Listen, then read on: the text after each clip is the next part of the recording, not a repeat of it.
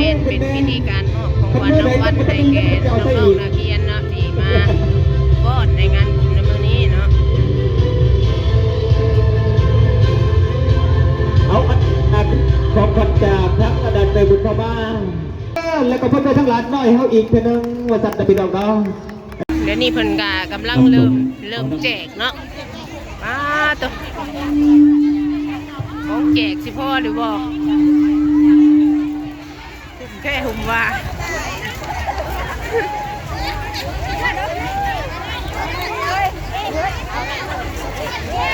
แจกได้เลย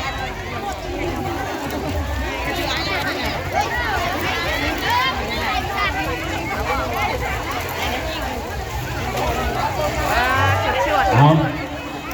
โลกท่านี่ยังให้เป็นระเบียบสักหน่อยเด้อน้องๆมาเด้อการรับของบริจาคนี้บุ้มแท้บุ้มว่า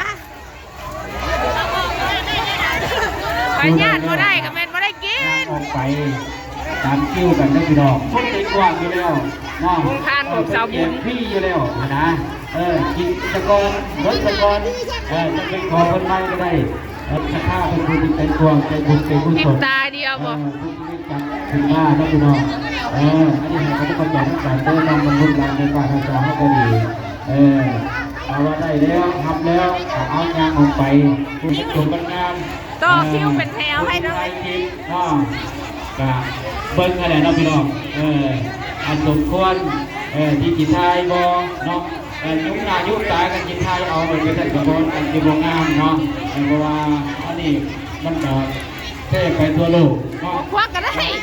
ที่แม่ก็ไม่ได้กินด้วยกันแม่ก็ยังไม่ได้คือกัน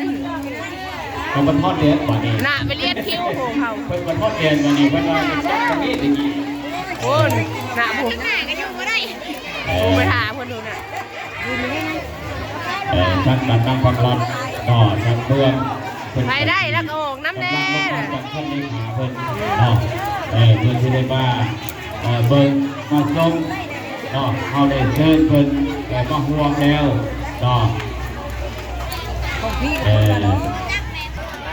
การนำของพี่เฮาจากการเทิงเป็นว่าทุกผัดทุกจากเพราะฉะนั้นเขาเป็นเจ้าภาพก็จะเป็นเกียรติในเพื่อนแน่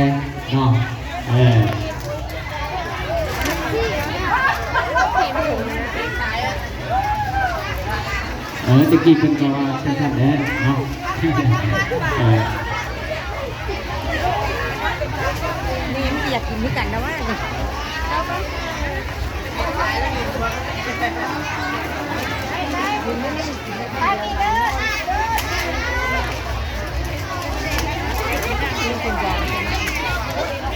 น้ำบาทน้ำวะอันนี้อธิบายอดเอาเลยแบบเนาะบุกบันเฮาจังได้กระจับเนาะอันนี้หัวหน้าสร้างว่าเด้ออันนี้แจ้งการให้เมื่อว่าทางการนำของเมืองนี้คนทันนาไปตั้งสระห้องทำทันนาไปทั้งคนเสด็จพ่อกันยับอ๋อก็ได้เป็นเบิ้งทุกคนทุกคนคนทันนาไปทั้งคนเป็นท่านเลยถ้าโมเจกเสด็จเบิ้งขึ้น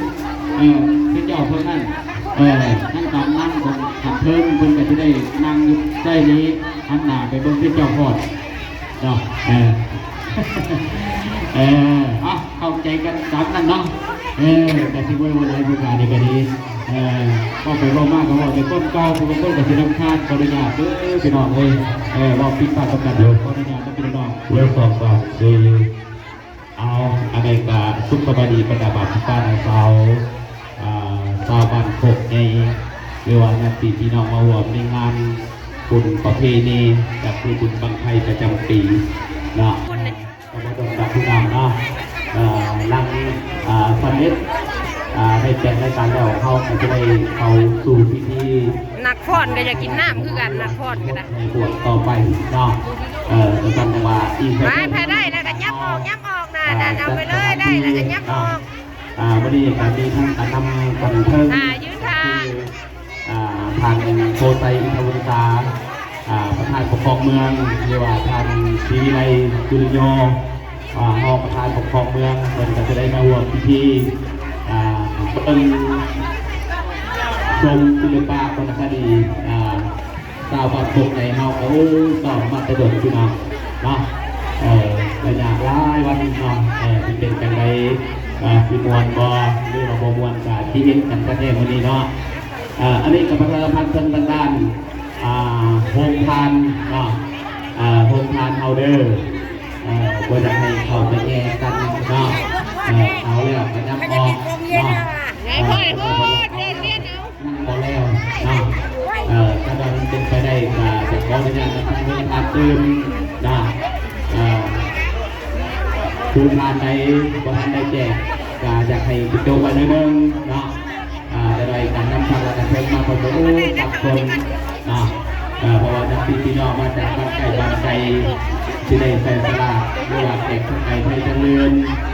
มาในหัวในงานเขาเรื่องกันไปจบกันไปพี่น้องเนาะ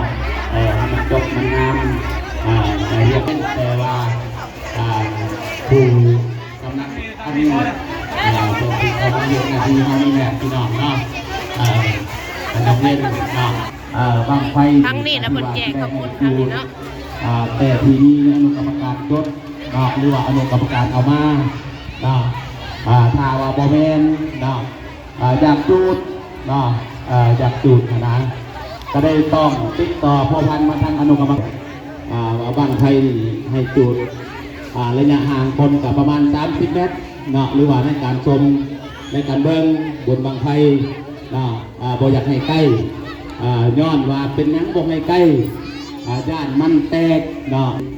คือบุคคลใดคนนี้ทางศิลอนใหญ่เป็นแก้กันสั้นเนาะอนุกรรมการเป็นเถ่าเป็นแก่โครงทานกันแจกเกือบบ่ทันเนาะกับอาลงมาเนาะ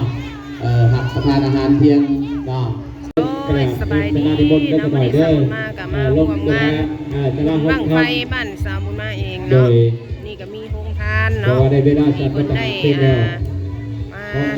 ร่วมงานในงานบุญนี้เนาะมีหลายโครงทานเนาะที่เพิ่นได้มาแจกยายให้แก่คนในที่มาร่วมงานในบุญในมื้อนี้นะเนาะโดยแล้วก็ยังมีทางน้องๆนักเรียนหรือว่าทางสหพันธ์บ้านเนาะเพิ่นก็ได้จะมาป้อนเนาะไปเบิ่งในงานบุญมื้อนี้เนาะคือว่าเป็นบุญใหญ่บุญบั้งไฟหรือว่าว่าง่ายๆกับบุญประเพณีหรือว่าบุญประจำปีเนาะทุกปีจะต้องได้เฮ็ดบุญบั้งไฟเนาะเพื่อจะขอฟ้าขอฝนเพิ่นว่าเนาะถ้าว่าฝนบ่ตกก็เฮ็ดบุญบั้งไฟจุดขอฟ้าขอฝนจากทางฟ้าทางแทนเพิ่นพุ่นแหละเนาะ